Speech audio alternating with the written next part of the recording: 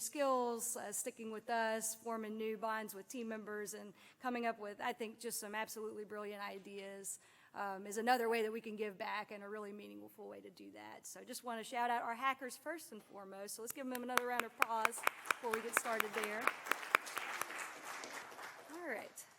So we would, of course, be remiss, we would not be able to do this event without our wonderful, wonderful event sponsors. So our Terabyte sponsor who's here today, Malazri Engineering with JT. And so thank you so much, JT, for Malazri's wonderful headline sponsor.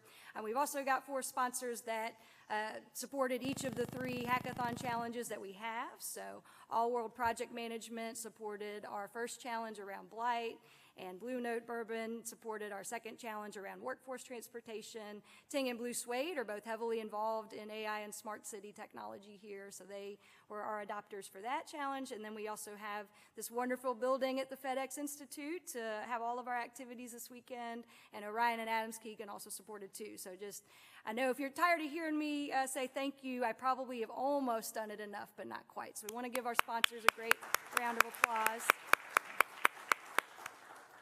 And then even more importantly, we had a really, really tremendous steering committee help us do this work. So City of Memphis, of course, is the entity that said we really want great, brilliant insights about each of these challenges and help us think about new ways to tackle them. And so they've been central. I'm Jessica Lotz with Innovate Memphis, and so we've also been partnering with the city on this.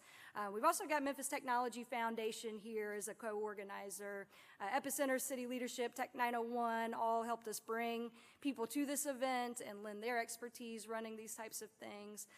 StartCo helped us with kicking off on Friday night. Mid-South Makers had a really cool makers space all weekend doing 3D printing. Code Crew, you will have a little more introduction with our wonderful MC for the day, Maka for that. And then BDPA also really just turned out a lot of great participants of our hackathon. And Kareem led one of our workshops, which was around AI sensor technology. And then you'll see at the bottom here, these wonderful, very cool t-shirts that you have with awesome logos are designed by Miles Thomas at City Leadership, which is Choose 901. So we want to shout out everybody that's been involved with this. And so before I get any further, one thing I wanted to do is let Brian talk about, so if you love this hackathon and you either participated or now you wish you had been part of it, there's another great hacking opportunity coming up. So Brian's going to briefly talk about that. I'm going to stand up here and pretend like I don't need the microphone, but my name is Brian Swanson. You guys should have seen me Friday night. One of the co-founders of Memphis Technology Foundation, which throws an event at the last week in February called Give Camp Memphis. If you enjoyed this weekend, hackathon, it's a similar model. We bring tech professionals, marketers, designers together to do work for selected nonprofits, which we have at least one, if not several, alumni from those nonprofits in the room. So love to see you guys out. Volunteer registrations are open. All nonprofit registrations are also open through January 1st. GiveCampMemphis.org for more information. Thank you. Okay, so I'm almost done talking for the day, but we'll do just a quick weekend recap, just especially for people that haven't been here all weekend and know what we've been up to. And then I'm going to turn it over to our MC, Maka Gwekwe, and he will introduce our judges. And then we're going to get right into team presentations. So just something to know about that. Maka is going to call up the team that is coming up now and the team that's coming up right after that, just so you know to start preparing to come down.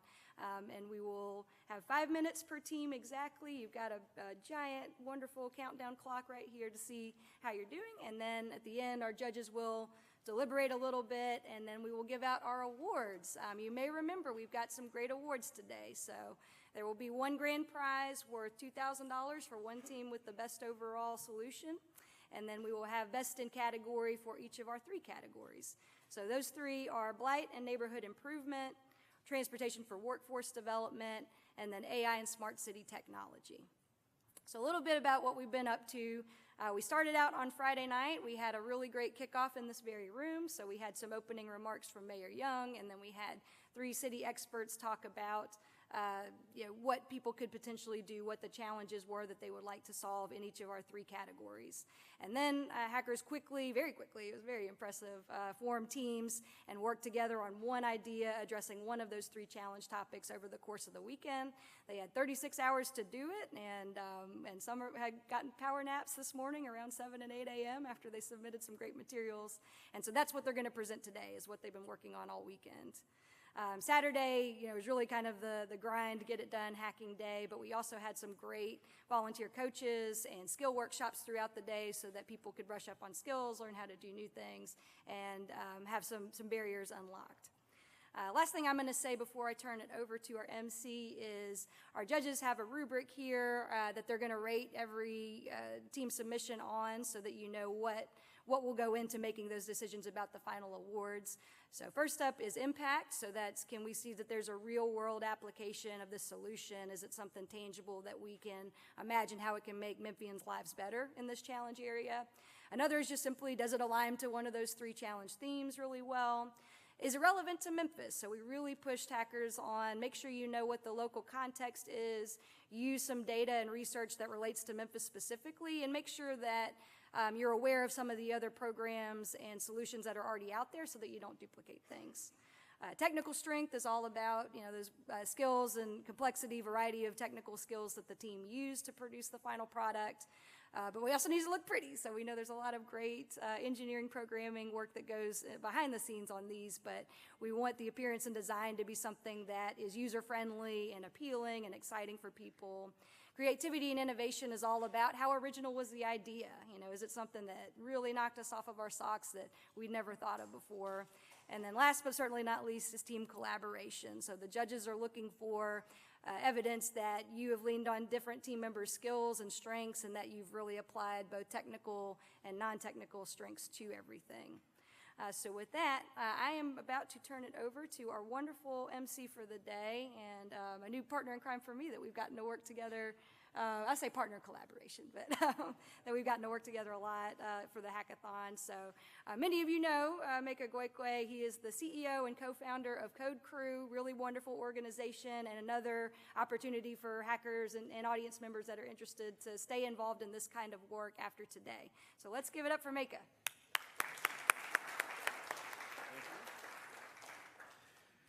Good morning, everyone. Thank you to my co-conspirator, Jessica, this morning for that great introduction. And I'm excited. Are you guys excited about this morning? Yeah. Are y'all ready to do this? I'm really, really excited about seeing what the projects are, because I've not seen what they are. I've heard some whispers about a couple of things that are happening, so I'm especially excited to see what's going to be presented today and see who's going to get these bags of cash. Y'all know what I'm talking about, bags, right? Y'all know what I'm talking about, right? So without further ado, I'm going to go ahead and introduce our judges. We have a great, esteemed panel of first-class movers and shakers in our city as judges, and so I'm going to step through them, and I'm going to start from my good friend Bryce, one of the smartest people I know, and I'll tell you about Bryce Sharp wrote his first code in the 90s on a TI-83 calculator. All right, so,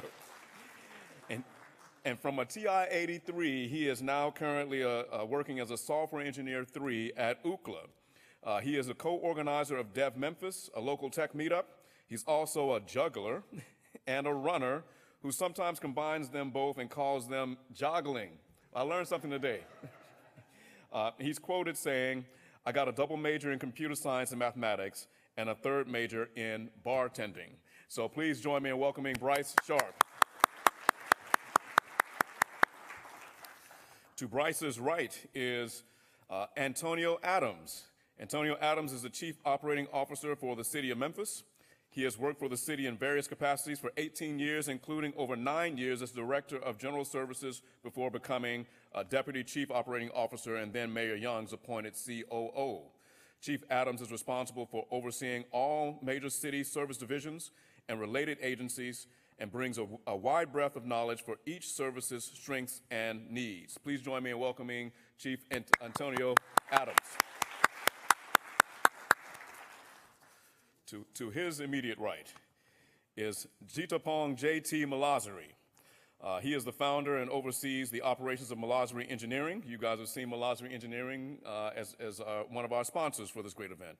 And Malazari Engineering provides engineering solutions for water, wastewater, environmental needs, and infrastructure to both public and private clients since 2013. J.T. Malazari is a graduate of Christian Brothers University and holds a Bachelor's of Science in Civil Engineering, an MBA, and a Master's in Civil Engineering from the University of Memphis. He is licensed also as a professional civil engineer. He currently serves on the board of Innovate Memphis. Malazari is also a member of the management team for the Urban Land Institute, Memphis, and the board of trustees for New Memphis. His interests include redeveloping Memphis and Shelby County and rebuilding infrastructure. He is passionate about water resources and quality, land development, and working to help Memphis and Shelby County reach its highest potential. Please join me in welcoming J.T. Malazari. Last and certainly not least, tech entrepreneur, Kanji Anthony is the creator and CEO and co-founder of Udl, a groundbreaking platform revolutionizing the grocery retail space by connecting brick and mortar grocers with active local shoppers. Her innovative approach to retail technology builds on her extensive media experience as the host of Memphis's #1 rated CBS lifestyle show Live at 9 and her 30-year career in local TV news. Anthony's commitment to advancing technology is further demonstrated through her membership in the App Association, while her business acumen is bolstered by specialized certifications in digital marketing and leadership from Columbia Business School's Executive Education Program. Her academic foundation began at Howard University School of Communications. Please join me in welcoming Kanji Anthony. All right, so it's already been explained. We've got teams coming, and I'm going to announce those teams, first the team, as well as who's going to be on deck. All right, and so before we invite them up, I've got a proposition for you all. Let's get ready to rumble.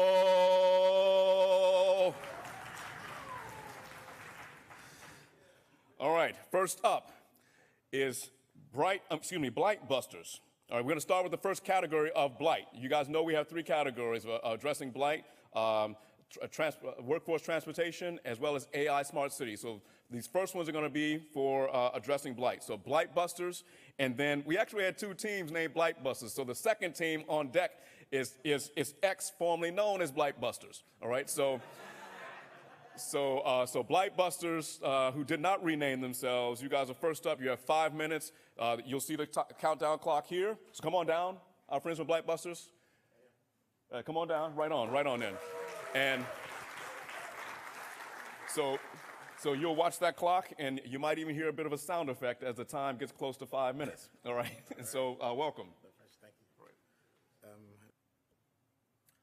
All right, let's just jump right into it. Thank you guys for your time. We want to introduce you to Memphis's next innovation and blight reduction initiatives, and we like to call it My Part 901. Really quickly, I want to give a shout out to my team up there, the OG Blight Busters. We were able to pretty cleanly split apart our tasks, and I'm up here to do the project management and presentation. But most importantly, or equally as importantly, we want to thank the hosts and the volunteer coaches who were able to make this possible in 36 hours. So thank you so much. Let's jump right into the problem. Like you said, we are dealing with the first initiative of neighborhood improvement through blight reduction. And 2 problems that we were able to identify and kind of take a slice out of was the city has multiple methods to input 311 cases, whether that's manual from citizens or employees or AI, and of course dialing 311. And there's also code enforcement just has limited people power, they're people. And the challenges with data integrity also adds to that time. So the challenge that we presented ourselves with was finding an innovative solution to knocking down that queue a little bit. That's not a unique problem to the city of Memphis, but this is the city of Memphis, so that means that we do have unique assets that we can use to innovate and find a solution. Memphis is one of the most philanthropic cities in the nation. We have full of engaged volunteers, full of nonprofits, and blight reduction initiatives already. And we also have neighborhood pride. If you talk to anybody, even like Mayor Harris, who knows what neighborhood they come from, and they talk about it. So how can we meld that and use civic tech innovators to kind of meld that together to solve this problem? That's what we're here to talk about. My Part 901.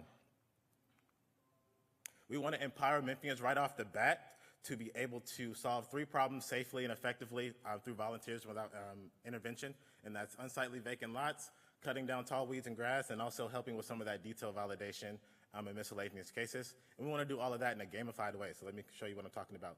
Some of the key features we want to talk about are user profiles for tracking. We want to be able to give you a profile to add points and level up in gamification. We also want to have a dashboard so that you can see your map in your neighborhood and see what needs to be done, what the city would have you do. And of course, simplified instructions so that you can do it in a way that code enforcement will like it done and that it's done safely and effectively. For our code enforcement officers, I'm a county employee. I work with their code enforcement. I know the last thing that we want as a barrier is another thing in your tech stack. So we want this to link up to what you do already so that this is plugged into our APIs and that you can just do your job the way that it's already done. Let's get to our demonstration.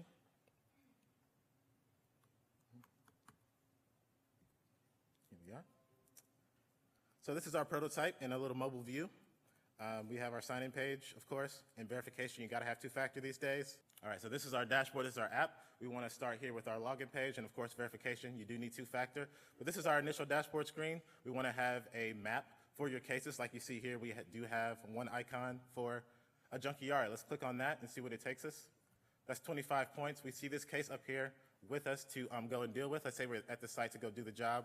We have a purple box full of the requirements that the City of Memphis would have you do according to what they already tell us to do. We want to bag that trash, take any large debris and secure it, and then make sure that it's close to the street. So those are our requirements that we want to submit. And then once we do that, we take our picture. The job is done. We've done our good deed. It loads up. Beautiful. We can submit that. There's still some more work to do, some more points to get there. Now we're back to our cases. We see that that one is gone and ready for review. So let's check out our profile. Mary Young's been putting in work. He's in there. He's got his 25 points. As you can see, he's approved. He's gotten 10 things approved. He's got some revisions needed and review in progress, but he's out there doing good deeds, and we made it easy for him. So that's our application in a nutshell. But as it continues to grow, we have some future updates. We want to be able to host challenges, so things like CDCs, nonprofits can host challenges like you would do in a Strava app. We want to have licensed professionals be able to get in this so that more complicated tasks can get done and be kind of conglomerated.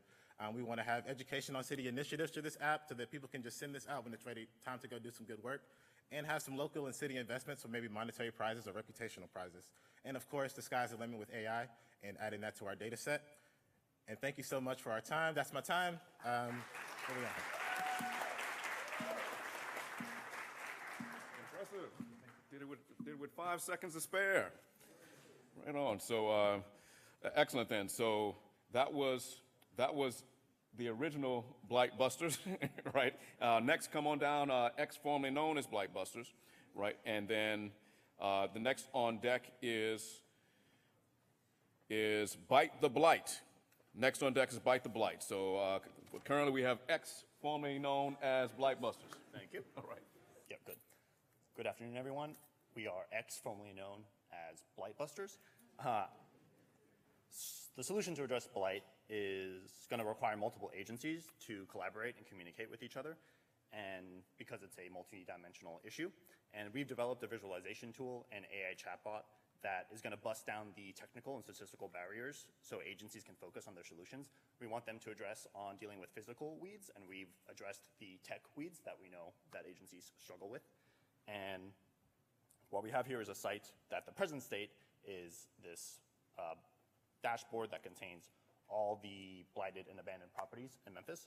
And at the bottom of our map is an AI chatbot that if Vaseem wants to come and demo a quick question that we can ask the chatbot. Yeah, so basically what we are doing here is, so we have day before yesterday when Mayor Young and everybody was talking, so we have a lot of data. But what to do with that data? So what we are trying to do here is create a aggregator, a gateway, a single pane of glass to view all the data across all the agencies. We are talking about blight data. We are talking about data from MPD. We are talking about homelessness. All the data that NGO has. Each organization has the data, but they want to keep it by themselves, right? So what we are doing with this portal is they can come with their own data, upload it here, and compare it with blight. So blight is the base template, and they can put any data on top of it, and it can give a correlation, basically, right? So, for example, if you want to see,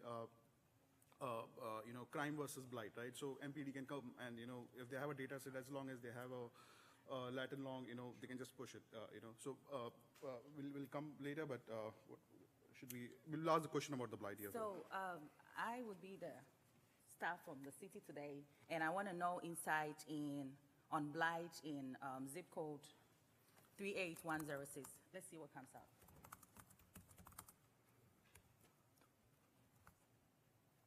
And hit submit. So in the backend, what is happening is we have a blight data that is already uploaded. The model will go back, check all the data from all the data sets and give a output to us. It takes some time because the model is not trained yet. It's only one day of data that we had. I think for the interest of time, do you want to upload our test data sets? Sure.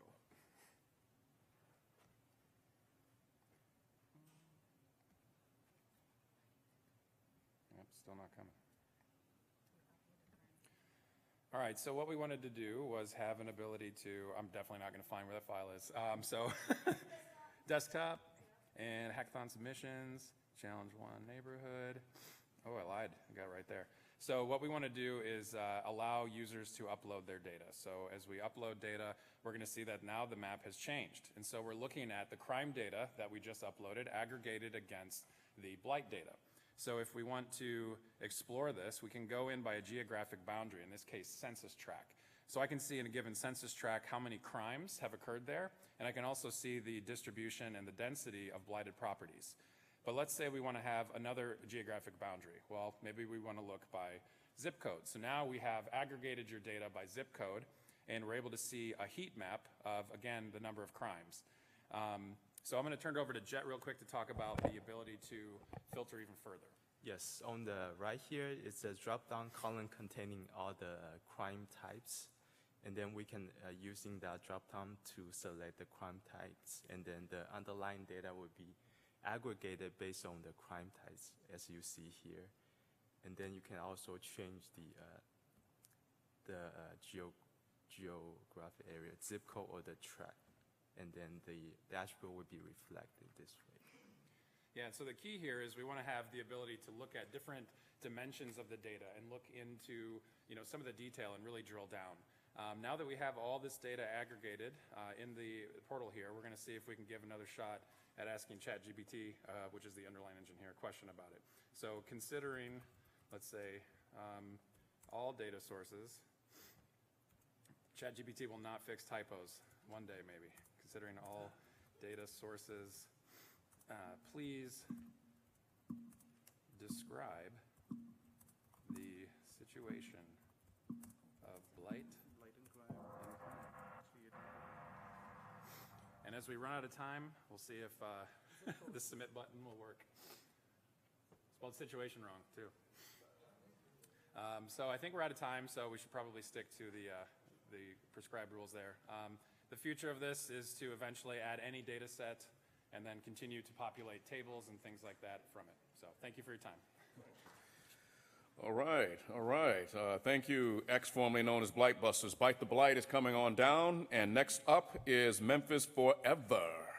All right, so you're on deck. Bite the Blight. All right, guys. My name is Prince Bobo, and I'm representing Bite the Blight.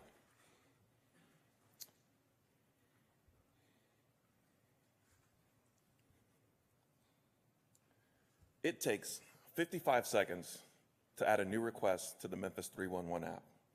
From uploading the picture from your gallery, specifying location, adding a description, adding your name and address, this process takes too long and is cluttered with inputs that could confuse and frustrate ordinary citizens. This map shows how overwhelming and pervasive the issue of blight is in our city. Last month, 55 dispatchers fielded thousands of service requests each day. What our team, Bite the Blight, has developed is a missing link between the citizens and the City of Memphis to tackle eyesores and refuse. Because the size of the problem of blight in the City of Memphis cannot be done alone. Public Works alone will never solve Memphis blight.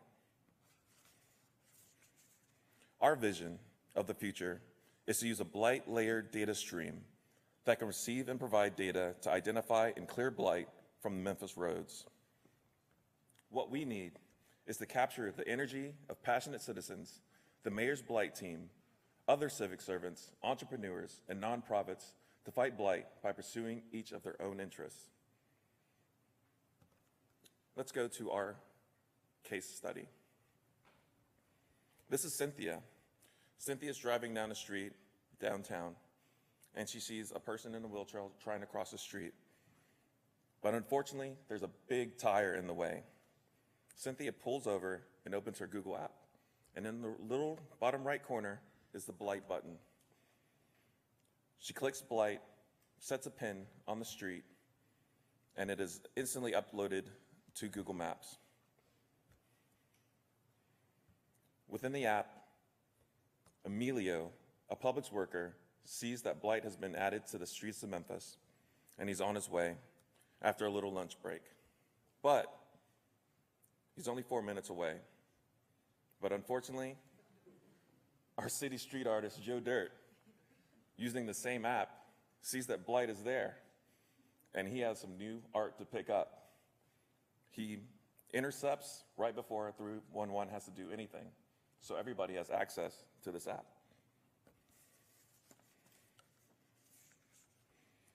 To elaborate, this API gateway would enable citizens, businesses, and service providers to get and receive blight-related geographic data in real time.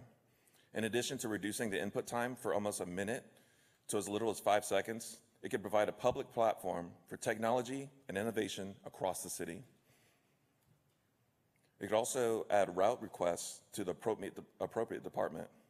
With the addition of machine learning and speech-to-text and AI agent, it could populate the gateway with blight spottings and create a service request for their appropriate jurisdiction accurately and seamlessly. As we see, this API could help with Public Works, the Shelby County Services, TDOT, MLGW, the citizens of Memphis, map providers, and third-party services. We are building a new API gateway to allow seamless posting of blight-related data in our community and integrated solutions in civic, business, and personal spaces. This is an example of how our app would look, our API would look. As you drive around the city, citizens are posting where blight is. This is where Emilio could take action. This is where Joe could take action. This is where all of us could take action.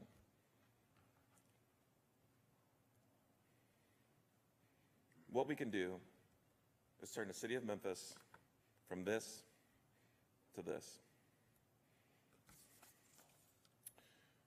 With our project, we could help nonprofits and passionate citizens help eliminate blight. Imagine a day where not only the City of Memphis knows where the blight is, but nonprofit groups could organize and say, hey, there's blight in our neighborhood. It was just yesterday. We can come and pick it up. And who benefits? The citizens of Memphis, 311, MLGW, the county, TDOT, upcyclers, entrepreneurs, and tech platforms.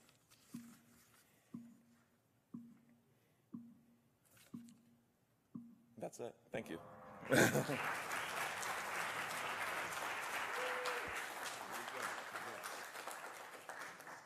All right, thank you. That was Bite the Blight, right? Yes. All right, right on then. So Memphis Forever, come on down. And next up is Clean Slate. You guys are on deck. So Memphis Forever, come on down. Good morning, everyone. We are Memphis Forever. Myself, Delia Milloway, Daniel Jones, Jordan Hobson, and the younger Mr. Jones, our ringer here. And our project is Blight Bounties. And so we noticed that there's a big issue with blight in Memphis. And what that current issue is that when 311 receives a report about trash or something that needs to be cleaned up, they turn that issue over to a third-party company, and then they close that 311 ticket. So the ticket gets closed on their side, but there's no feedback loop to see that the blight actually gets cleaned up. So you have more angry citizens calling in, more tickets being created, more tickets being resolved, and no problems being solved. So what we hope to do is to close that feedback loop. So we wanted to make sure that that trash is picked up within a reasonable amount of time, and it is picked up. So we are introducing blight bounties. It's an app that allows the city to contract individuals similar to Uber or DoorDash and combat trash buildup in our neighborhoods. Citizens would be able to visit the website, claim a bounty for something that needs to be done, and then process them for cash rewards. So these contractors would be able to upload photos of before and after photos of what they've done, as well as take that trash to a designated disposal site, like a recycling center, to make sure that it's properly disposed of before claiming the reward. We don't want people cleaning up one site, taking a picture, and then dumping the trash somewhere else. So we want to make sure that there's a check-in and that feedback loop gets closed. So in our app, we have an app that's connected to the 311 API to pull in 311 tickets. So this is the home page. So this UI demonstrates the AI chat capabilities that we would integrate throughout the application. We stood up a RAG application that talks with a Llama 3.2 model. Here this is just demonstrating that you can add in any additional resources on the left. You can ask any questions. Ideally, in the final version, this type of information would be popping up on the bounties as they come. We'd be able to feed data about whatever bounty is selected and include that in the UI. This is just another UI of the chat loading.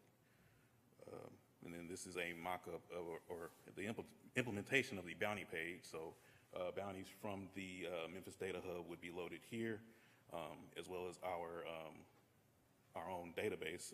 Once they are claimed, we would then update our database, make sure that we're not having competing people out, racing on down the street to pick up trash. You claim it, you go get it, and hopefully it's all handled. And then this is our other form. So this is where you would submit any blight issues. Ideally, you would give a location, describe what all the mess is, include a picture as well as the actual geolocation to save that on file.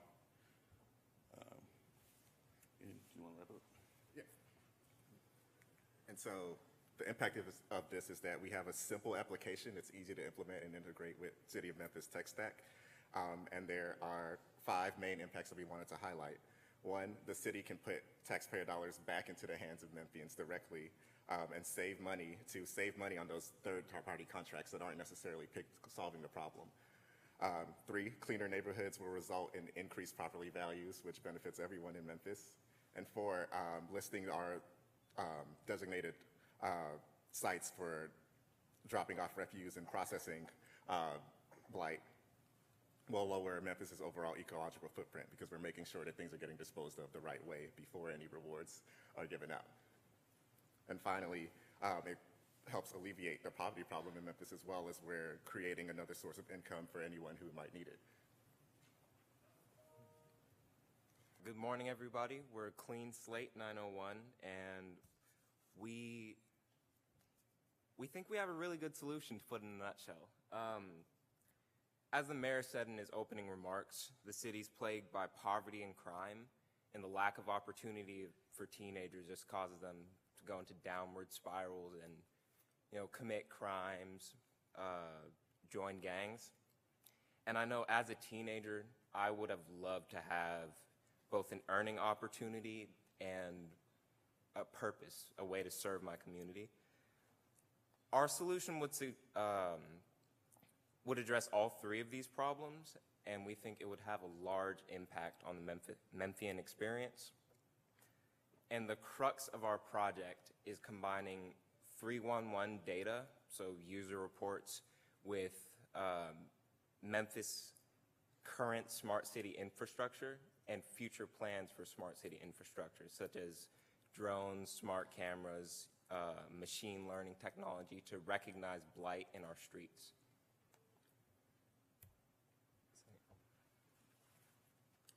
So our solution would begin with instituting an after-school program that employs high school students and from blighted and impoverished areas Now, this graph from the 2023 Census Bureau showcases the poverty in Memphis, with the beige color being the ones least affected from poverty, and the darker red being the ones most affected by poverty. Now, these purple dots that you see up there is the blight that Memphians have to face, and we see a correlation between poverty and blight right there. And if we look at this next graph, these yellow dots showcase the high schools situated within or near the 30 to 60% impoverished regions. Now, this alignment showcases a strong potential workforce already positioned to make a meaningful impact. But the after-school program isn't our entire solution. Our goal isn't to just target one group or one demographic. We want to help the entire Memphis community. So that would include troubled youth outside of the school system and adults. For that problem, we've designed a web app.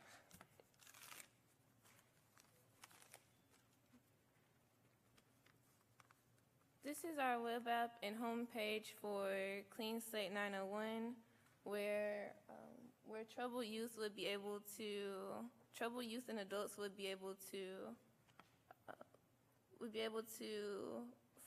can apply to reduce unsightly trash and weeds in their communities for contract pay.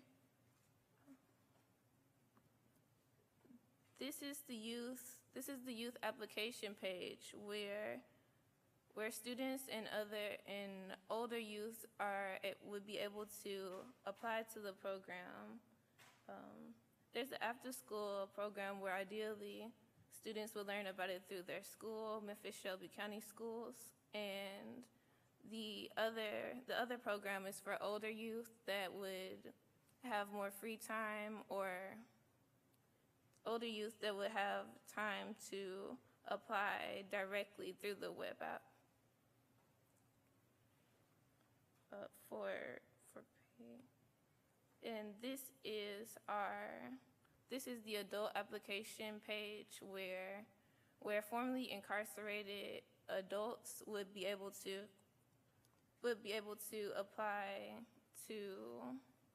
apply for pay and for access to a peer support group to help with anti-recidivism through reducing blight in their own communities.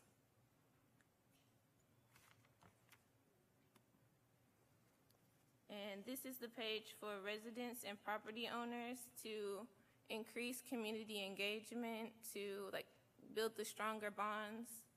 We would have residents or property owners apply to receive the help that they would need for their neighborhoods, where they see.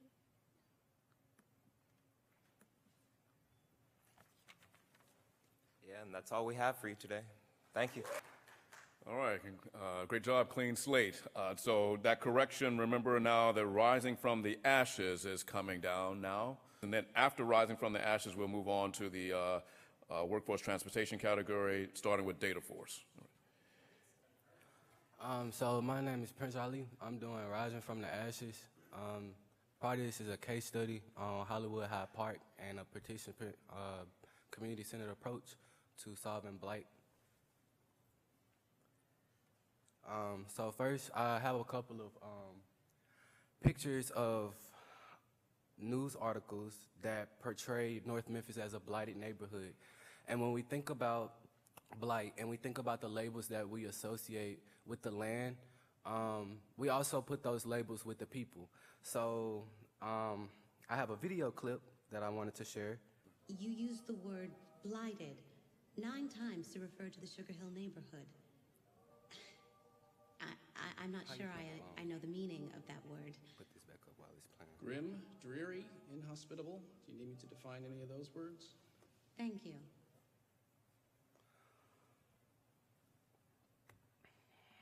So in rethinking solutions to blight, my goal is to, from Martin Luther King, he said, our goal is to create a beloved community, and this will require a qualitative change in our souls as well as a quantitative change in our lives. This twofold change involves an ability to see the souls of people above their social conditions, above their non-conforming status, above race, above color, sexuality, all of the things. And the other side of it is also being able to create a all-encompassing solution that connects citizens to politicians and public works, where citizens are also able to engage in a workforce that restores communities as they restore themselves. So this is a feedback loop of reinforcing forms of social death, where stigmatized populations in the 1940s were redlined, and amid the 1960s murder of Martin Luther King, a hope unborn had died. So a lot of people were marginalized. They were left when urban sprawl happened. And, well, it sucks to say this, but my people were left in the ruins, in the rubble. And with addictions and psychological things going on, people being separated from mental health institutions, nothing being really accessible, people are more likely to suffer from premature deaths. Now, gun violence, those things can be a symptom of a larger problem, as well as blight. Blight is not it shouldn't be the problem.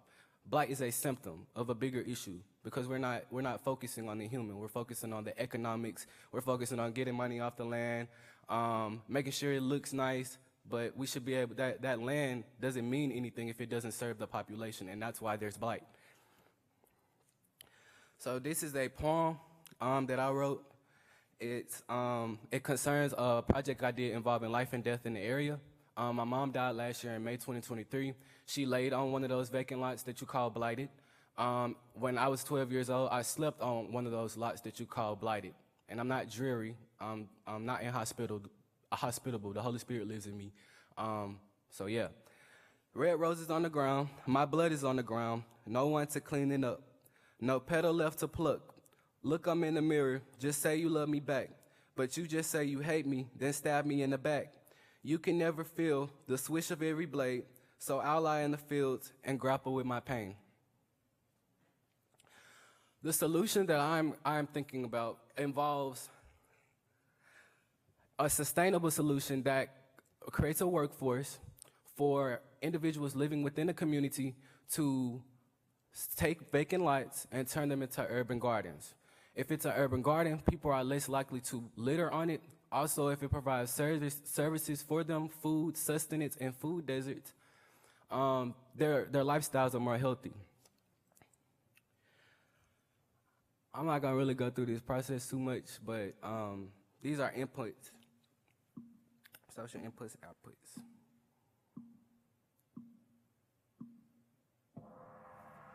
All right, thank you, Rising from the Ashes. And so, so that concludes the blight category. We're going to go ahead and proceed with the transportation category. And so, Data Force is the first one to present in that category. And next up will be Memphis Moves Matter. So you guys are on deck. So Data Force will be the one to present in the next moment. Hello, everyone. So we're Data Force, and this is our team, and we are looking at transportation issues with workforce development for the City of Memphis. And I wanted to go through and introduce our team members, because I think we have a very diverse team that came together to look at this issue. So Shree's a city planner in the city planning with, she works with MATA, and Antoine is with workforce development. We have two other members, Naeem and Arlinda, who aren't here at the moment, but they're both software people, and I'm a software person as well. So we had a great mix of like technical and also like kind of non-technical variety of experiences. I would also like to say, on top of that, we had, we're talking about public transit, about MATA, and some of us had a lot of experience navigating the bus system, and other of us are very unfamiliar with it. So, for some of us, it was like learning data from nothing, but for others, they knew a lot about the problems and, what we're seeing in the city today. So we spent a lot of time kind of looking at the data, and so, what are some of the problems out there. And we have a very large city, as you all know, in terms of geographic footprint, with a smaller density. And so we came to the approach of focusing on kind of a micro neighborhood and seeing how we can get people in that neighborhood to better use public transit and be more aware of how to use public transit. So based on our data and what we looked at, we just picked one neighborhood, Fraser, because Fraser has a very high number of people who are commuting by car. It's kind of, as you know, it's northwest Memphis, so it's on the very outskirts. So it's kind of at the end of the bus line. So it is more challenging.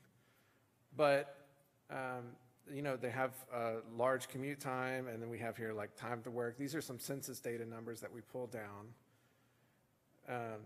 So we think there's an opportunity here. Our program is called MATA Ambassadors. We think there's an opportunity to create a website, which we have done, to communicate to the people in Fraser, through leaders in the community, like workforce development, maybe church leaders, maybe neighborhood organizations, but create like a page that just has Fraser information, and then they can use that to look in more detail. So this is just a single page application, so it's just one single page. So right now, the MATA website, it's great, but it has like content on very many pages, and there's different programs, and it can be really confusing.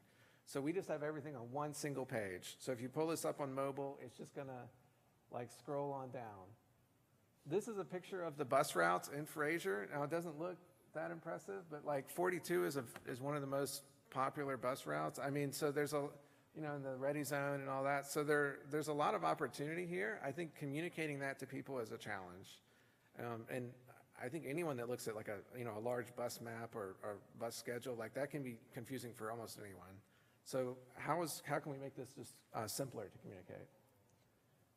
So we basically just pulled, this is just kind of a big wall of data, but we just pulled a lot of the information on like how do you pay for it? Like how can you use trip planner options? There's multiple apps. So again, this is a lot of text, but the idea here is like maybe this is something, a community ambassador could print out.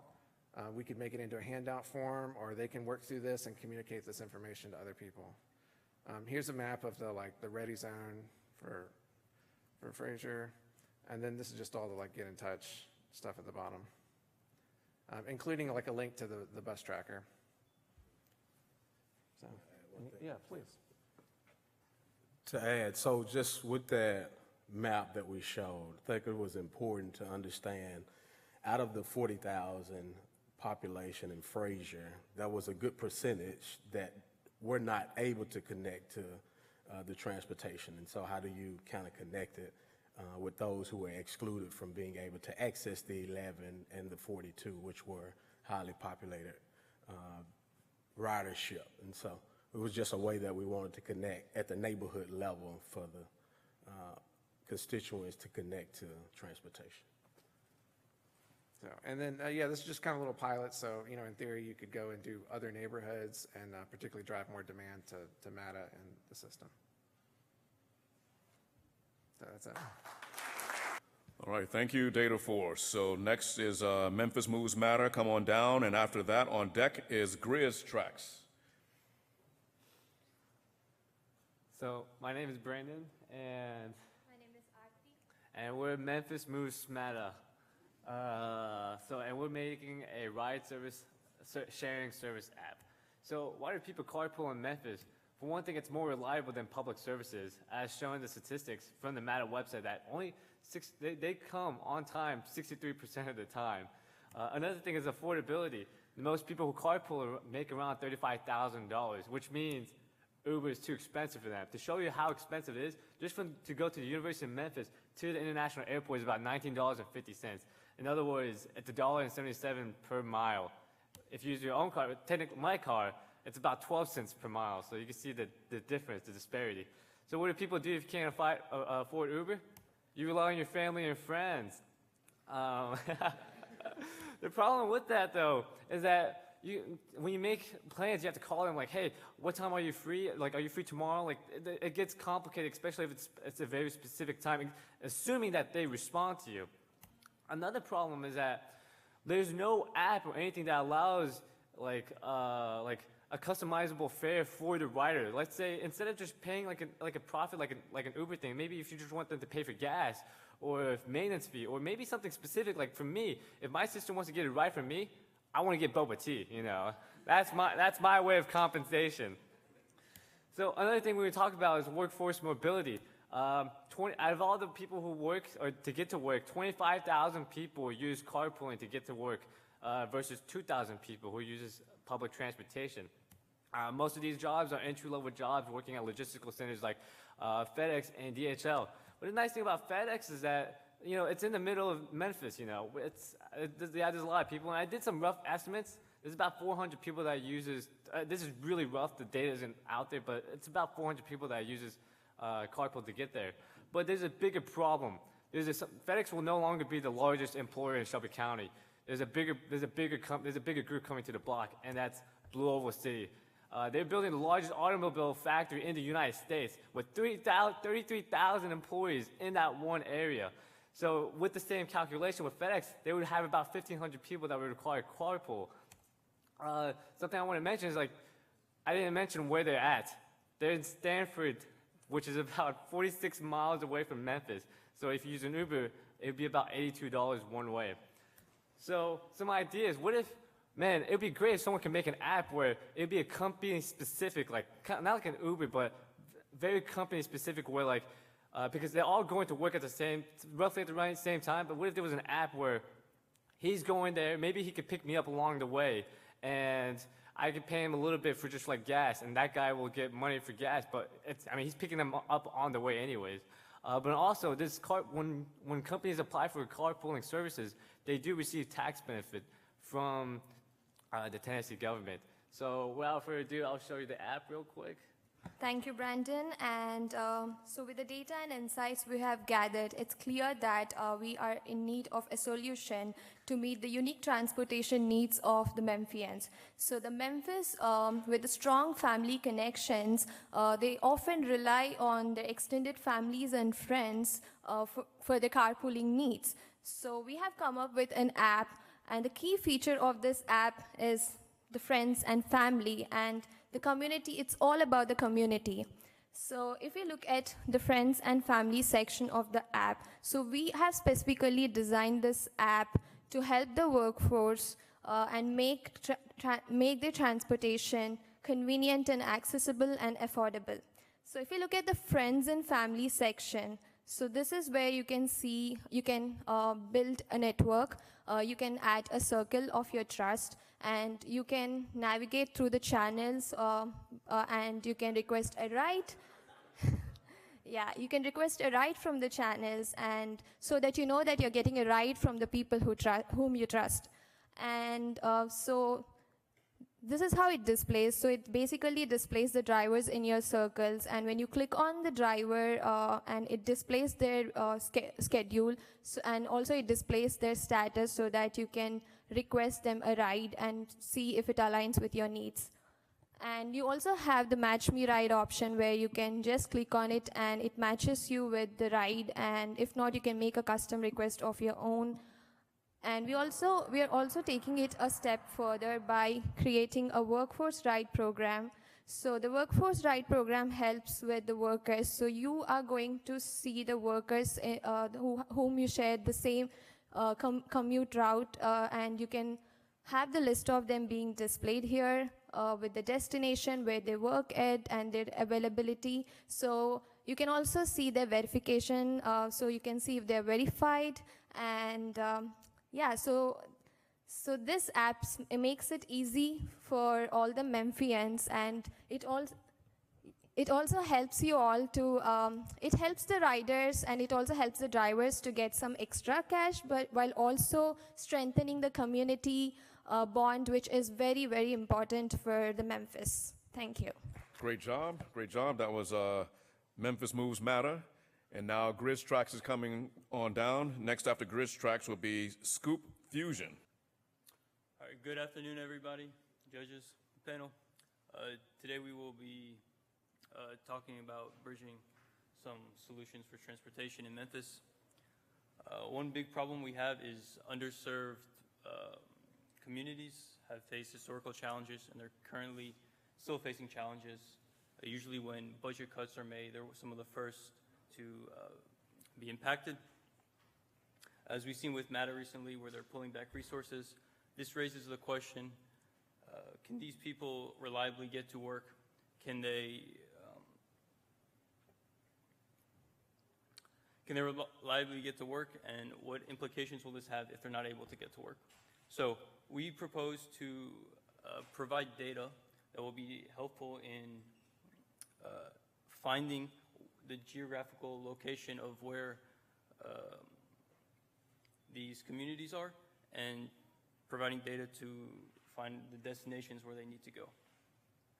So we've analyzed lots of data from the census tract and from the social vulnerability index, as well as other databases. We've taken household burdens, minority count, vehicle access, amongst other data. And then we used an analysis based off of the variance to compile all the data together. The intuition behind compiling all our data is quite straightforward. When there's more variance in the data, we give it higher weights. So as you see, if the data is more spread out, we can point to a certain spot and assign it to a census tract. But if the data is more concise, we can break it apart and assign it to census tracts. So once we compiled all our data together, we created a map which presents the geographical location where disadvantaged people are, and we gave a disadvantage index to each census tract, which we will use to collect data from individuals who are living within these tracts. Yeah, so hi everybody, I'm Cardi Baum, and I'll just let this website play out. So we found a way to integrate a forum into the MATA website. If we want to be the medium between a Memphian who needs better access to jobs and the data that the city of Memphis needs to actually provide this. And this is the platform that we chose alongside the data that we have. So I'll just let this play out, and it took some full stack expertise, but as you can see, we have a working front end and back end served. So how this works is all of this information gets stored by latitude and longitude. So when users select a start info, all of that gets stored, and it gets turned into where they are in the census tract, which is a small area that the US Census Bureau uses. That also gets turned into end data. So the end location is also stored, and it's also turned into a census tract area. So using this information alongside this disadvantage statistic that we have, we're able to provide the city of Memphis with exactly what is the live needs of these Memphians and how can we provide it. So say you are a Memphis resident and you want to figure out, okay, why would I submit this form, right? So here's how we incentivize it. So anytime you're at a bus stop, you can get a free ride anytime you receive a notification to fill out this form. So that's how we incentivize this. And then our impact. So there's a lot of things that are already available with public data. Phones track information. All major companies, the city of Memphis tracks their data, but there's a direct link missing that we've recognized between the input of the Memphians and people who try to optimize bus routes. When data is presented, when the US Census Bureau takes their data, the biggest data gap happens in these underserved communities. And that's what we're trying to provide, because this form is incentivized for people who really cannot find their way to their jobs, and it's really affecting them more than anybody else. Also, we realize we're not alone in this battle. There are so many nonprofits that we want to build upon, and we want to gather insights together because we know that public transportation in Memphis is not a small issue, and it takes a whole community to help uplift those who can provide a better economy for our city. Thank you. That was Grizz Tracks. Next is Scoop Fusion. And after Scoop Fusion, on deck will be ETN. Hello, everyone. I'm Pierre Knox. Suppose you drove your car from Ridgeway to Fraser just to work a 12-hour shift at Nike. Now imagine not having a car and using Matter public transportation. Based on my own experience, the same trip on Matter takes 2 hours each way. And that's only if there are no delays. Your two-way travel time, 12-hour work shift would leave only 8 hours before having to do it all over again. Having to do that commute for 3 months is truly exhausting. That's why Scoop Fusion is proud to announce an innovative solution to make Matter transportation a go-to option. Hello, everyone, and thank you, Pierre, for that. My name is Robert Onyango, and I want to introduce Matter Connect. This is our solution for optimizing transit routes in Memphis. Just want to make sure. Hold on. Sorry, let me start. I wanted to make this a display like. Is it running? Oh, okay. Sorry. Forgive me for that. So what are the current issues that are facing MATA services, right? We have financial challenges. So there's significant budget deficit resulting in service suspensions, route cuts, and layoffs. We also have operational issues. So the transportation is unreliable. We have unreliable schedules and long wait times. And these long wait times end up creating feelings of anxiety, right? Because you have this perception of your safety being in a foreign area, you don't feel as secure in that situation. And then there's also the issue of public trust and satisfaction. So we are basically looking at an erosion of trust, of public trust, and that's causing issues. So what are the goals of MATA Connect? Well, one of the things that we want to do is reduce wait times. In addition, we want to improve the reliability of the transportation system. We're also looking at reduced operational costs and enhanced rider experience. So we believe that doing all of these things will help to increase the ridership within MATA. So what's our approach? We have a two-pronged approach. The first part of the approach that I'm really excited to talk about is how we're going to subdivide the different regions within Memphis. So one of the first things that we thought of was to create a central station, right? And this central station, rather than it being downtown, would be centered somewhere around that popular corridor. And then we're thinking about subdividing the regions that we have in Memphis. So you'd have 4 quadrants. And within those quadrants, we would have small micro-transit areas like our friends over there discussed earlier. And then the other part of this is going to be MATA Connect app. Now, the MATA Connect app, what this is going to do is it's going to aggregate all the data from all these different sources. Right, so we have MATA routes. So what will happen? You as a rider, you would put in your source or your starting point and your destination, and based off of that, it would give you the MATA route that you wanted to use. The next thing that we envision doing is using the existing rideshare services. So let's say it was a 15-minute walk from where the bus would drop me to my home. Well, we can look at other options, like look at Uber, for instance, to take you from that point where you've been dropped off to your final destination and show you the price along with that. Because sometimes maybe you need to get to your destination much faster than it is a matter of cost. And sometimes cost takes precedence over that as well. So what we're thinking of is building this ecosystem that shows you the best route possible and uses not only the rideshare information, but employer-sponsored information as well. Now, as far as the architecture is concerned, what we're going to do on the back end is use semantic kernel. Semantic kernel is enterprise-ready AI produced by Microsoft. So you can bring whatever kind of LLM technology that you want to use. You can use Azure AI services, you can use Llama or anything else. And so finally, I want to talk about the takeaways. So using this route optimization, we believe that we can reduce the costs by 30 to 50%. That is a lot of money, folks.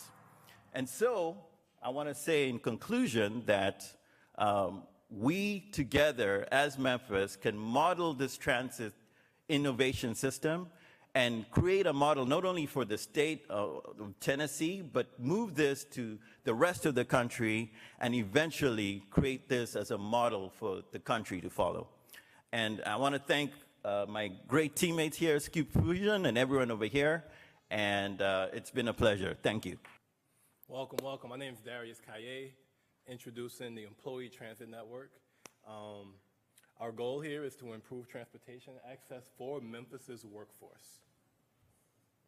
So, just giving us some background, a lot of the teams have covered this, but we really want to support the background of Memphis's economy. Some of the impacts right now, factories and hospitals rely on a steady, punctual workforce. Our low-income employees, they support a lot of the essential services that run throughout the city, but they also face the barriers that keep them from, retaining these jobs that are so important to them and to our infrastructure as a city. And lastly, the transportation barriers we've talked about continue to perpetuate these cycles. So our quick blurb of a solution right now before I dive into it is we also want to partner with rideshare or shuttle-like services for these connections that extend beyond the bus stops, a last-mile solution. So I'm just going to go through a bit of the data that we've collected. Of the current MATA riders, 93% of them are dependent on it. And so it shows that when there are interruptions, it immediately impacts. And I've used the bus. I'm from New Orleans. I just recently moved to Memphis. But I understand using public transportation and how important it is for your ride to be on time, especially if you don't have other benefits that allow your life to not be flexible. There's been a 25% reduction in daily services. And there's also 47% of the bus routes have to wait an entire hour before they can get to their stop. And if they miss it, that's another hour added on to their transit if they don't find alternatives. Half of MATA use is for work, which really ties into our desire to make sure that these employers have confidence in their workforce getting to them. And 63% of these people ride the bus 5 times a week. And so you know that we really want to hone in on consistency here. We really want to make sure that employees can consistently get to work, whether they use MATA or whether they use whatever systems they need to get from point A to point B. Many of our customers have been riding MATA for a while, and 52% of the customers transfer to another bus to complete their trip. And 30% of them take 3 or more buses to complete their trip. So it just really shows how dependent people are on this logistics system we have. These 2 slides show really quickly. The red ones, if you see airport, airport has a lot of employees. The airport's a big employer. It takes an hour for those bus routes to go to their individual stops. And so just one quick example, we looked up someone that lived only a handful of blocks away from the airport. And their trip, their trip takes them an hour if performed correctly. So the current benefits we have, MATA serves Memphis, MATA Plus serves our ADA population, and there's this service, Groove On Demand, that I want to highlight now. And it currently services downtown Memphis. Some of the challenges, MATA has limited resources, MATA Plus doesn't cover the entire workforce, and Groove On Demand has a limited range right now. It only works in downtown. So I'm going to step into our recommendation now. We recommend that we extend our partnership with Groove On Demand. And we want to add a few extra additional features. We want to add in the ability to pre-schedule rides to ensure that employees have their transportation. And in doing that, we want to expand the accessibility for those people who have infrequent bus access or just no bus access, that's reasonable. And so we want to use technology to implement this last mile solution. One of the quotes from Gary Rosenberg, the CEO at MATA, he says, launching Groove On Demand is another opportunity for MATA to improve how people connect to their destinations And it's using an on-demand response service that transports riders from their doorstep to their destination. So it's great to hear that Groove on Demand has been impactful, and we want to expand that to really focus on adding security to the workforce.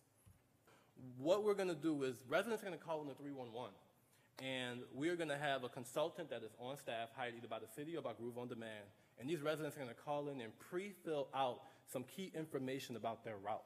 They're going to fill in their phone number, their callback number, and a few approved addresses, home, work, school, and some, religious addresses or shopping addresses. And the consultant is going to help them fill out their schedule for every day of the week. And so they'll say, I want to start off going from home to work, and I want to make sure that I get dropped off to work before, 8 a.m. I'm not going to go through the whole run-through right now, but we can continue to add entries until the whole thing has been presented. And when it's processed, we're going to allow the city to routinely and automatically schedule these rideshare pickups that will either pick people up from their destination and drop them off to the nearest bus stop. And we'll use carpooling to leverage the efficiency of that system to make sure that one driver can pick up as many people in the area and get them where they need to go. So yes, finishing that off, thank you. I want to give a special thanks out to my team, Nate, Judy, and Vaughn. Thank you very much. Hello, I'm Carl Bledsoe Jr. This is my teammates, Vinky and Balaji, and we created Impact, Memphis Public Access Transportation. I want to start with a story. Imagine having to choose between groceries for the week, rent for the month, or gas to get to work, or transportation to get to work. This is the dilemma that a lot of employees have had to face for companies like FedEx, a major employer in Memphis. FedEx is not blind to this problem, though. During the beginning of the pandemic, they started their GARF program, which stands for Get a Ride Free to Work program. It lasted up until June of this year, where they announced the ending of it. Officially, the program has ended as of August 2024. The program was very effective because it was offered to employees that live within the I-240 loop. However, employees would oftentimes call the hotline to be picked up for work with no answer, right? But the shuttles would show up to work at FedEx with empty seats. We plan to solve this problem. The challenge that a lot of Memphis commutes are facing are, on the employer side, absenteeism due to issues like transportation and difficulty attracting the workforce. Some people won't even apply to a job if it's too far away because they know they don't have the transportation for it. Also on the employee side, employees struggle with the limited or unreliable public transportation, which we plan to tackle. Also, safety concerns, right? Mayor Young had mentioned public pickup locations for transportation not being well lit or people feeling unsafe, things of this nature. So, thank you. Thank you so much, Carl. So coming to our solution, what we are recommending is there are so many employers in Memphis that has the same problem, chronic absenteeism, which is a huge issue, not just here in Memphis, but across so many different cities. What we are proposing is, whatever the employers are, every employer has so many employees in their distribution centers, and of course, we are the global leader in supply chain and logistics. Imagine we build a system where all the employees in these companies who needs a ride, we auto-aggregate all those employees' data into our system. For example, we are going to show a demo in a second. So Impact has the aggregated data of all the employees in our city that needs a ride for the next 1 week. And then we are going to have some vendors that are going to also help, where the employers are directly providing this service to their employees. So the solution here is we are not only becoming much efficient for the employers who are coming to our city. City of Memphis could also showcase this as an opportunity for companies who are coming to Memphis. Hey, we have this great solution for commuting, so that we are helping. So let's take a quick look at the demo. So this is a simple web application prototype that we built in the last couple of days. As you could see here, once the companies were able to log in,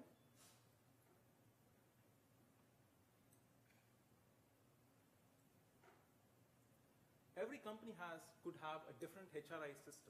This system has all their shifts data, and we are also going to optimize who needs a ride across these companies. Once companies that have API integrations could directly sync their systems into our system, and then automatically everybody would have, we have the data who needs a ride for that next week. Once we confirm, we are also going to have an admin platform where the impact team could actually visualize next 1 week which employees needs these rights. So we created both the admin platform where it aggregates all this data. Once we aggregate this data, as you can see here, we now know for the next 1 week which employers need these rights for their employees. Once we have this, we have integrated with Felt, where we automatically aggregate and build an intelligent system that we could offer to any shuttle services that are willing to partner with us in order to have this service for all the employers. So this is our competition. We have looked at different services that are offering different services, but none of them have an aggregated data that we offer as part of our solution. We could actually reduce 30% potential absenteeism for across these employees, and more than 50 plus businesses could actually take advantage of this service right away once we have a solution built. So this is our diverse team. We have experience in data science, software engineering, project management, and design. Thank you so much.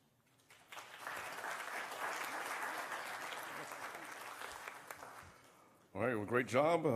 That was Tech Titans. All right, so Naya is coming on down. Tech Titans was the last in our transportation category. Naya will be the first in our AI Smart City category. Hello, everyone. My name is Kareem Da Silva. I'm a startup founder. And I'm Chisom Okonkwo. I'm currently a freshman at Lemoyne Owen College. And today we'll be talking about smart city innovations, non-emergency artificial intelligence assistance. In short, NIA. So in 2023, 911 dispatch centers in Atlanta reported that there were about 1.3 million calls. However, only 45,000 of them were actually true emergencies. And what is even more important is that in Memphis records that they spent about $20 million in revenue due to false emergency calls in 2023 as well. And that's where NIA comes in. We developed a solution to help detect flawed emergency calls. So a few features will be silent mode and categorization, which are highlighted in yellow, which are specific to NIA. And silent mode is just a feature that enables people to use NIA, which is an AI assistant, to send reports and generally upload images of the scene if they have. And also, categorization is a key feature which works with speech pattern recognition, which is able to detect the speech of the person and categorize it based on the classification of the scenario. And in conclusion, NIA can significantly alleviate pressure, allow police to focus, and enhance response times. And to explain this, we have a brief demonstration.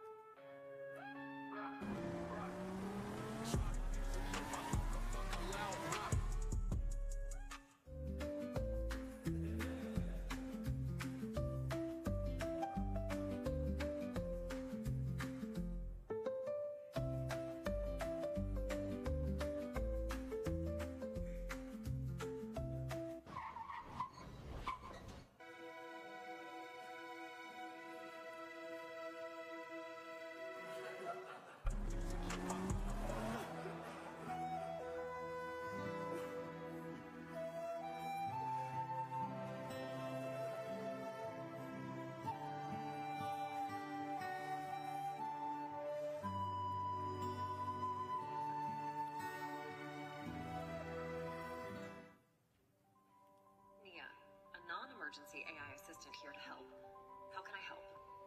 I was just riding my scooter and the car just hit me and I sprained my ankle really badly and the car just sped off.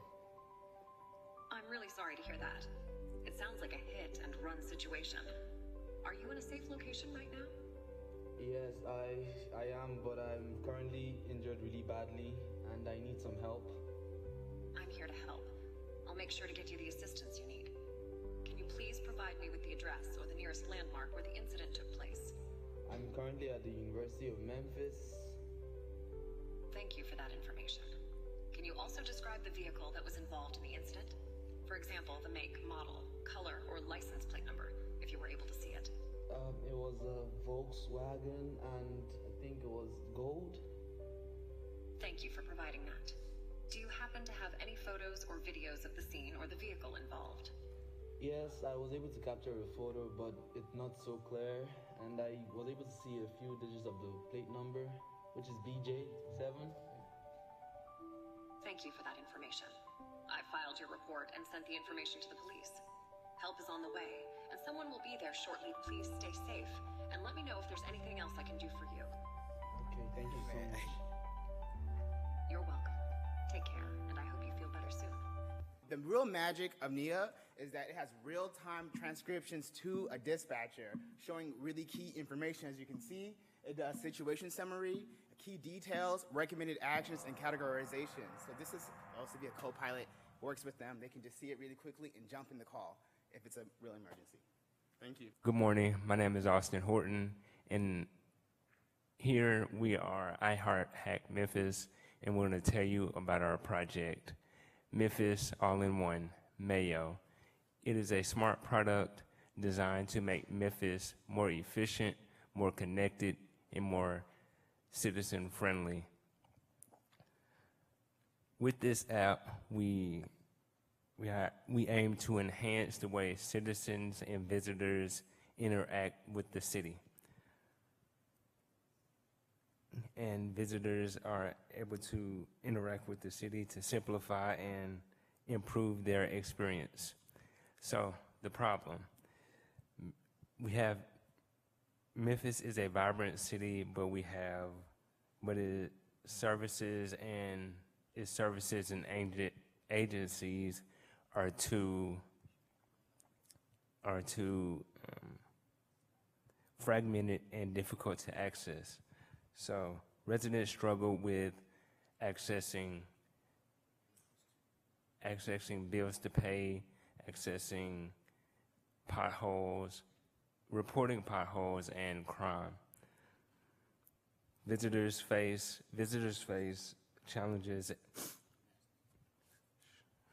Visitors face challenges finding reliable information and in the city. Yeah. So this is one of the example that 311 has got more than 120K, close to 120K from January 1st, 2024 to till date.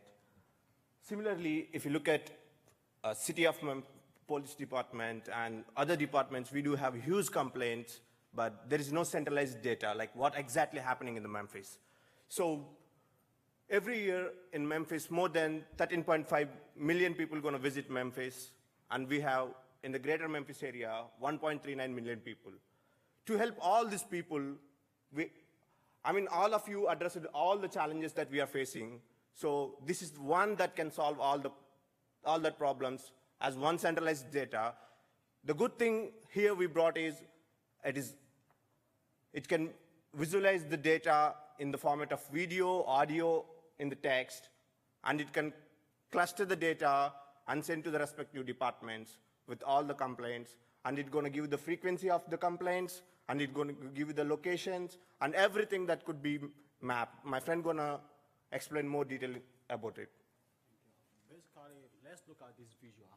And what this visual is telling us is how an AI is going to help in a centralized application. And this can be done looking at calling it mile. And let's focus on Belight. Just using two case studies today as transportation and Belight. Let's look at Belight data set. City of Memphis have so many cameras, and those cameras are being designed for different purposes. Some are for traffic, and some are being designed to just record for police to review if incident happen. But how can AI help with this? And here we all know, AI is nothing but a node that analyzes data sets. So we decide to say a solution that can break down all this video into a 5 minutes video clip, and the node is going to study it using visual object detectors or speech detectors, and it's going to say, okay, I got 2 cats roaming on the street, nobody owns it, or we got 2 dogs roaming on the street, or we see pothole on the street, or we see an accident occur. So the AI system is going to analyze all this, and is going to cluster it into these different places, and once it has been clustered, it will be then been sent to different departments. And let's watch the video clip on how this thing is going to play out because of time constraint. Okay, this is our proposed app, and this is the home page. This is Belite Transportation, MMGW. You can explore more of Memphis for quick about transportations. We can do more of bike show roads or any bike programs we have, and that's going to help us promote bike shows in Memphis. And regarding Belite, the same app. This is Belite. This is currently what we have with City of Memphis, and client and resident can now report Belite by coming in here and keying in their name, then phone number, and then email, and they can upload the file. And what this is going to do is the AI system can then study and tell us where the picture was taken. We can analyze information, the metadata about that picture, then the city can work on that. And this means to be a location, and it gives the user to explain a brief detail about what they see, what they want to be done. And I mean, they will be more descriptive about that. They can tell us how they want to receive an email from us and get an update. And from here, we can then click send. I think my screen is blocking right now. So, I mean, it's just an example that we just built, but we can access the city cameras, neighborhood watch cameras, traffic cameras to record the data every time and make that data. If you find a pothole in that area, or if you find any accident in that area, or if you find any litter on the road, it can automatically, instead of people going to manually report, it's going to report directly to the 311, and they can walk it up on as well. So this is our beloved team. So this is not our exact roles, we are students. So we imagine ourselves and we manifest ourselves as a great team and a great team goals. So thanks for giving this wonderful opportunity. So we're going to go ahead and invite our judges to go ahead and follow Jessica so that you guys can do your deliberations together. I got stuff, and for all of our hackers, your names are actually in this thing right here. And in here, we're going to draw names. And I've got a couple of gift cards, $100 gift cards that I think will be of interest. And I've got, I believe I got an iPad in here also. So y'all want to be nice, but you definitely want to hear your name called, all right? And so I'm probably going to need some help. Courtney, yeah, if you would come join me to draw names. That way we have the full fairness of the moment. So I'm going to give this to you. Okay.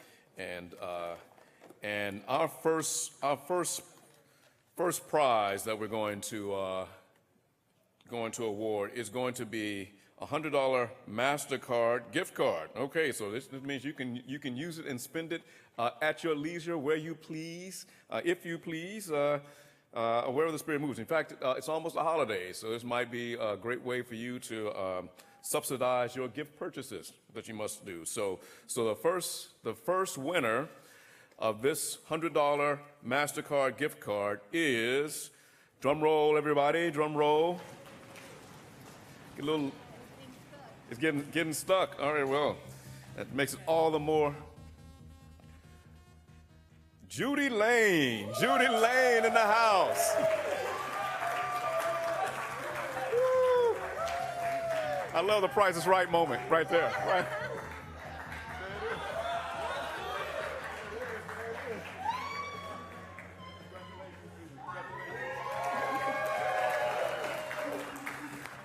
Right on then. So, are y'all ready for the next one? Is the suspense, it's just pent up, just you're ready to know who's next to win this next prize. This is another $100 gift card. In fact, this is specifically another $100 MasterCard gift card, all right? So packaged differently, but value still the same, all right? So $100. Who's ready to win $100?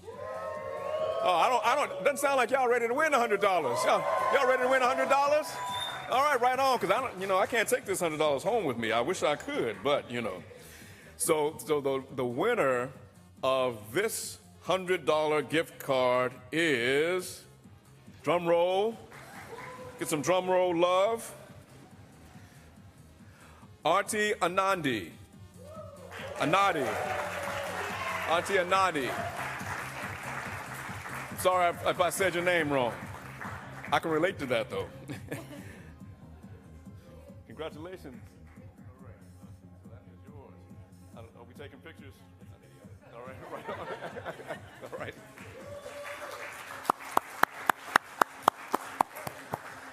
So before we move on to this iPad prize, right? Give yourselves a round of applause. You guys worked hard these past 36 hours. I mean, y'all laid it down. You got in your groups and you said, "Let me cook. Let me cook." See, the young folks know about that. I'm just learning from my kids. So I mean, it is. This is really cool. And in fact, I'm really impressed.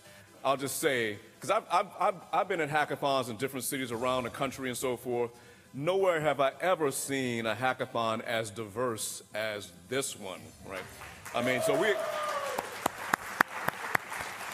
throw our M's up. M is for diversity, as well as Memphis, right?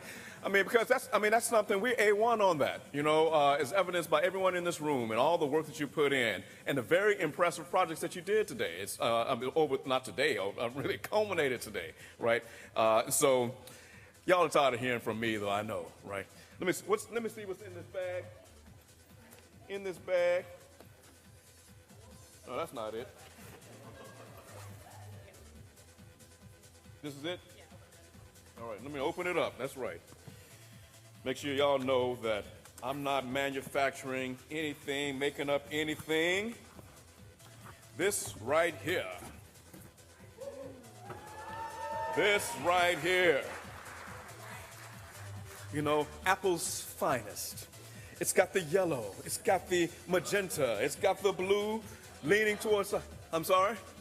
Indigo. Okay, got the indigo. That's right. You see, I didn't have but 8 crayons in my box, you know what I'm saying, growing up. So I only know a few basic colors. But my daughters make it clear to me that they see a lot more colors than I do. And so the winner of this iPad, furnished by Tamborino IT, is...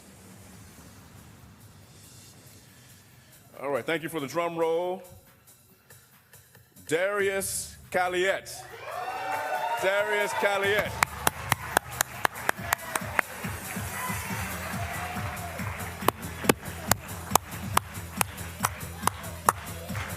Congratulations. Congratulations.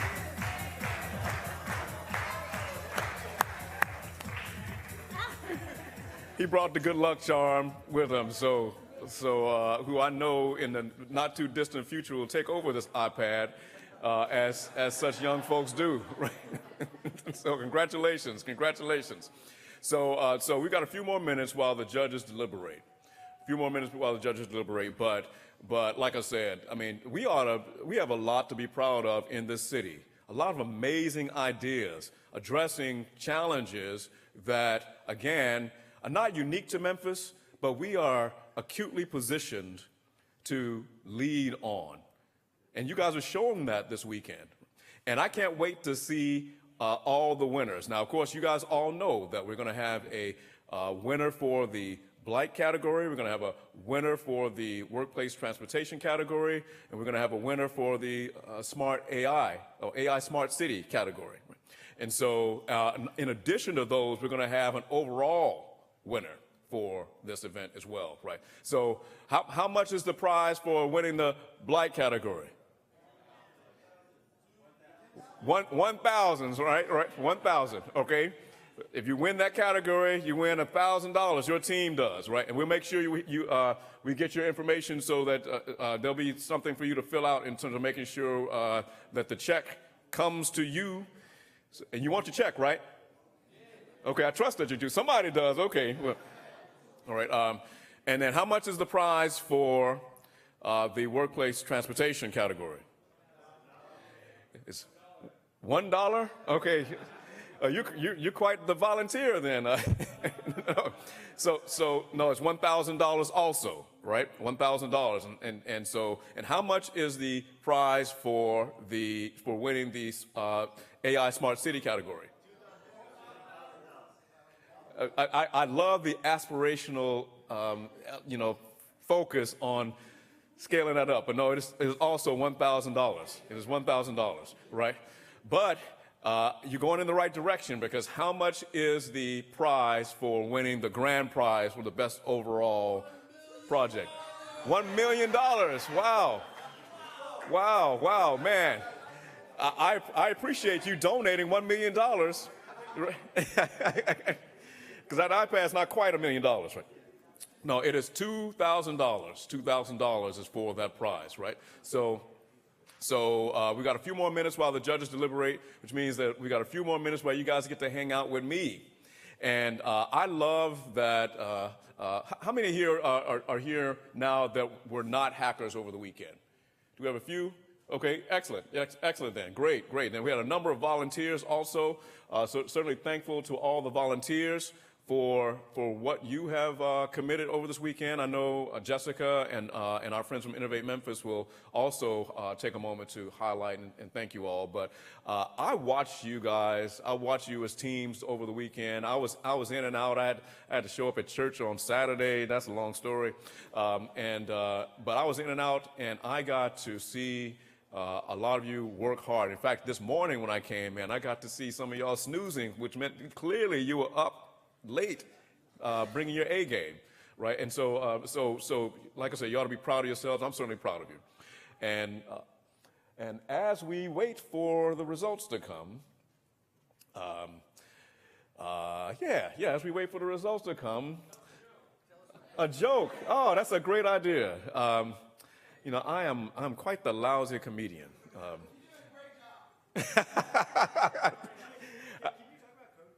Can I talk about Code Crew? I can do that. I know a little something about Code Crew. Thank you. Because I am definitely not a comedian, right? But if you take the C from comedian and put it at the beginning of Code Crew, we got something to go with, right? So for those who are not familiar with Code Crew, we are a Memphis-based, a nonprofit social impact organization that teaches AI and computer science to kids and adults. Now, I'm in a room of friends. I say AI and computer science, even though AI is a part of computer science, right? But that's what we do. But we're all about bringing, showing the country how to bring diversity to tech, trying to get algorithms on young folks' menus before they're on the menus of those algorithms. We're about trying to change the game for not only Memphis, but for America. Showing the country how to do this. But the next level of Code Crew is more than the great track record that we have with respect to bringing diversity to tech. We're very proud of that. We're the top 3 producer of black software engineers in Tennessee. We are, thank you. We got legislation passed at the state level for computer science to even be a high school graduation requirement here in Tennessee. We're just the 4th state to do that. So a lot to be proud of, ensuring that every child in every school and every grade has access to quality computer science education. But that's not enough. That's not enough.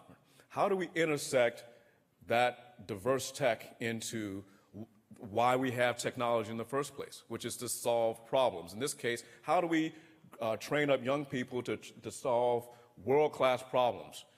Depending on, I got a list of a couple of dozen world-class problems. We're not going to solve all the world's problems, right? In fact, tech alone is not going to solve all our problems. We still have a lot of things to do in terms of political will and all kinds of things like that.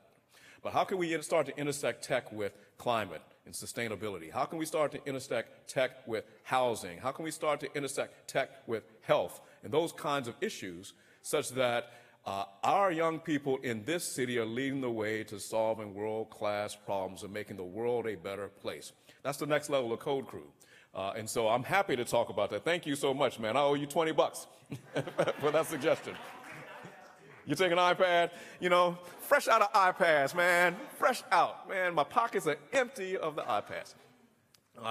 But yeah, that is what we're about at Code Crew. So we teach kids K through 12.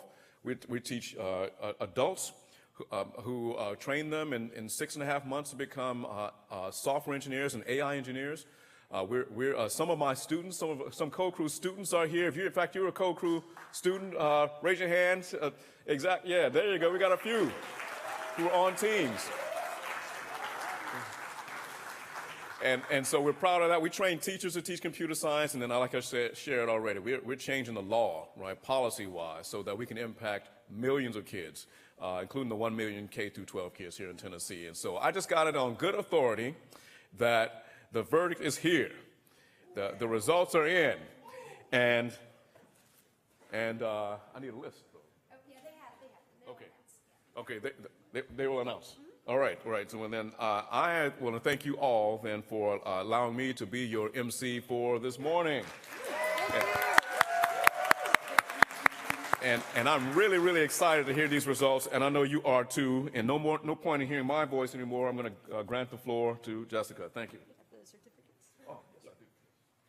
All right, thank you guys so much. We are ready. And so one thing is, if your team is called, after you get your certificates, come see me because we will need some contact information to get your prize to you. So with that, we are going to start with Challenge 1. And we have got Chief Adams here to announce our winner for Challenge 1. Blight.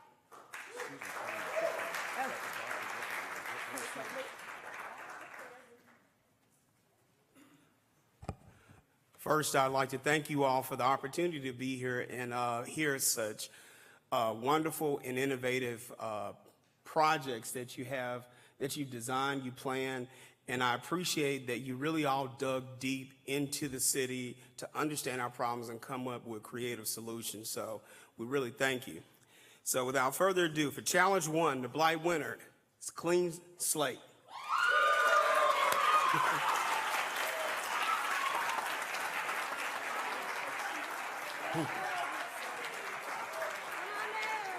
Come down. Come on down. So one of the things that really stood out about Clean Slate is, of course, the after-school program and really training the kids to empower the youth. And that's one, if you know anything about Memphis, it's one of the things that we have to do is find something constructive for our kids to do. But then second and most important is to deal with the recidivism problem that we have here. And one of the things that you guys have done is you came up with a creative solution to really reintegrate those individuals back into the workforce. So I thought that was awesome. Very good job. Thank you all.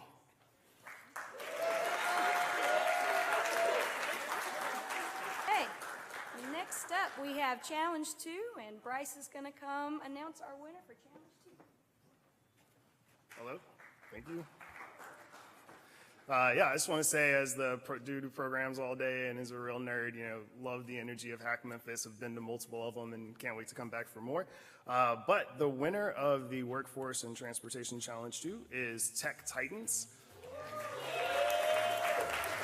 And with Tech Titans, what we really liked about their project was kind of the real-world approach. They had clearly thought through the process of trying to get employees scheduling ride share for everybody, the CRUD apps of creating the admin panel, as far as competitor analysis in the end as well. So really well thought out, and we enjoyed it.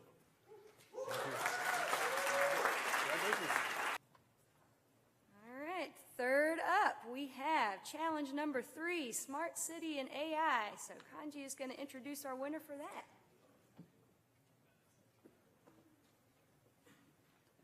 Hello.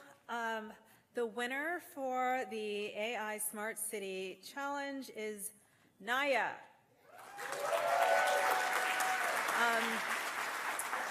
We know that how much taxpayers spend on false reports, and to be able to determine if if it's real and how it should be filtered into the system it could be a game changer. So we love this idea.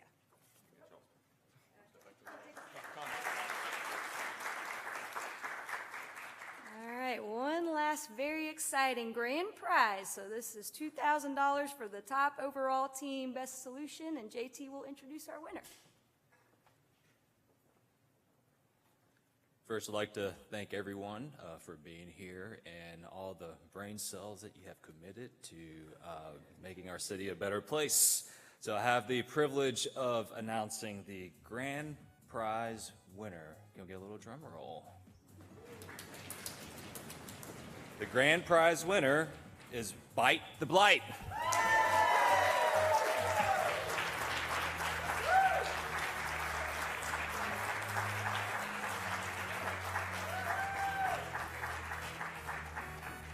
And so some of the things with Bite the Blight that really stuck out to me was you were incrementally making a service more effective and easier. The approach of using an existing platform with already a lot of users makes it really real and be able to catch on.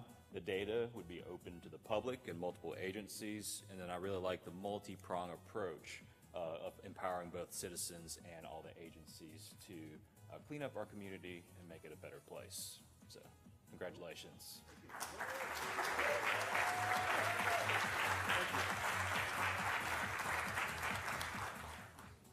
All right, that concludes our hackathon. Thank you again so much for everybody's here today.